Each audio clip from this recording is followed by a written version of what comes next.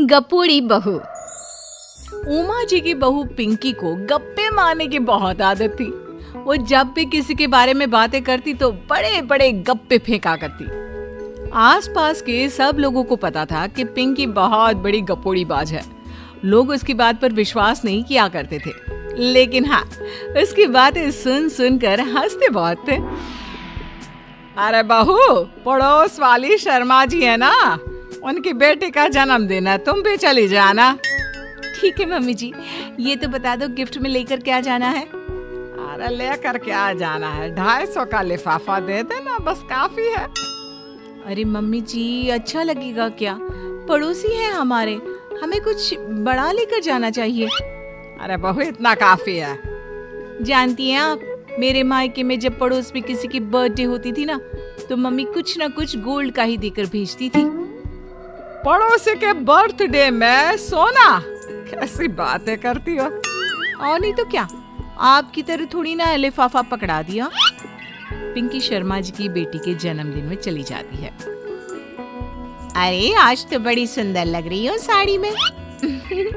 जी मैं तो लहंगा पहनकर आने वाली थी, मम्मी जी नहीं मानी। अरे बेटा, बर्थडे पार्टी में तो साड़ी चल जाती है, मेरा मतलब कोई शादी थोड़ी ना है। कैसी बात कर रही हैं आप आंटी जी? मेरे मायके में तो छोटे छोटे फंक्शन भी हम लोग लहंगा बनवाते थे बुटीक से, डिजाइन करवाकर। चाहे पड़ोस में किसी का जन्मदिन हो, मेरी मम्मी हमेशा बुटीक से नया लहंगा डिजाइन करवाती थी। मैंने तो ऐसा कहीं नहीं देखा। ये तो तुमने आज बड़े कमाल की बात बताई। अरे जाने दीजिए, कोई बात नहीं। और बताइए, आपकी बेटी नजर नहीं आ रही? अरे भाभी, मैं यहाँ हूँ। ये देखिए मेरा ड्रेस कैसा लग रहा है? ठीक ही है, मतलब बर्थडे के हिसाब से थोड़ा हल्का है ना। अरे भाभी, इतना सुंदर गाउन पहना है मैंने। मैं ना शादी से पहले अपने बर्थडे पर हमेशा जरी वाला लहंगा पहना करती थी। यही मैं तुम्हारी मम्मी को भी बता रही थी। इसके बाद केक काटने का प्रोग्राम शुरू होता है। सब लोग इकट्ठे हो जाते हैं। शर्मा जी की बेटी का केक देखकर पिंकी से रहा नहीं जाता। उसके अंदर का गपोड़ी बाज बाहर निकल कर आ जाता है। अरे इतना छोटा सा केक! अरे बेटा, मेहमानों के हिसाब से ही है, जितने लोग इतना बड़ा केक। आंटी जी, कम से कम 4 या 5 मंजिल वाला केक तो बनाना चाहिए था। आपकी बेटी का बर्थडे रोज रोज थोड़ी ना आता है। मेरे बर्थडे पर हमेशा पापा 4 केक बनवाते थे। सारे केक 4-4 मंजिल के होते थे। वहां पर सारे लोग उमा जी के मोहल्ले के ही थे और वो पिंकी के गप्पे मारने की आदत से अच्छी तरह वाकिफ थे, इसलिए सब लोग उसकी बात सुनकर हंसने लगे, लेकिन किसी ने पिंकी से कुछ नहीं कहा। एक दिन सुबह सुबह पिंकी ने अपनी सास से कहा, मम्मी जी, मेरे मम्मी पापा मुझसे मिलने के लिए यहाँ आ रहे हैं। अरे वाह, ये तो बहुत अच्छी बात है। उनके आने की तैयारी करो, अच्छा अच्छा खाना बनाओ। वैसे कब तक आएंगे? मम्मी जी फ्लाइट से आ रहे हैं, कल शाम को 4 बजे की फ्लाइट है। फ्लाइट? लेकिन बेटा, तेरा मायका तो यहाँ से 2 घंटे की दूरी पर है। तेरे मम्मी पापा फ्लाइट से कब से आने लगे? अरे मम्मी जी, आपको पता नहीं है, मेरे मम्मी पापा ना आधे घंटे की दूरी के लिए भी फ्लाइट का टिकट बुक करवाती है। अरे गप्पे थोड़े कम मारा करो बहू। कोई फ्लाइट से तब आएगा ना जब यहाँ पर एयरपोर्ट होगा। तुम्हारी मम्मी क्या उड़कर आएगी घर में? अरे हाँ मम्मी जी, मैं तो भूल ही गई थी। वो क्या ना, मेरे मम्मी पापा हमेशा फ्लाइट से ही ट्रैवल करते हैं, तो मेरे दिमाग से ही निकल गया था। अगले दिन पिंकी के मम्मी और पापा पिंकी से मिलने के लिए उसके घर आते हैं। आइए आइए जी, आपका बहुत बहुत स्वागत है। और समदन जी, हमारी बेटे की कोई शिकायत तो नहीं ना? ठीक से संभाल लिया है ना आपका घर? अरे मेरी बहू बहुत समझदार है, घर का काम बहुत अच्छे तरीके से करती है। बस थोड़ा ज्यादा बोलने की आदत है उसे, आपको परेशान करती होगी ना? बात तो आपकी सही है, उसकी थोड़ा ज्यादा नहीं बहुत ज्यादा बोलने की आदत है। लेकिन कोई बात नहीं, आपकी बेटी दिल की बहुत अच्छी है, बस थोड़ा बोलती ही तो ज्यादा है।